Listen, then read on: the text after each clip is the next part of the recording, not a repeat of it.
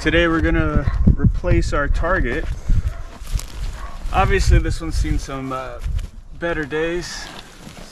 It's absolutely gutted.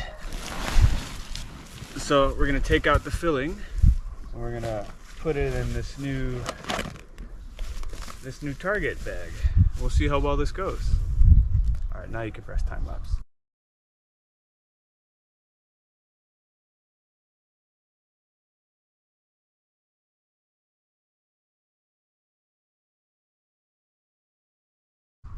Yep.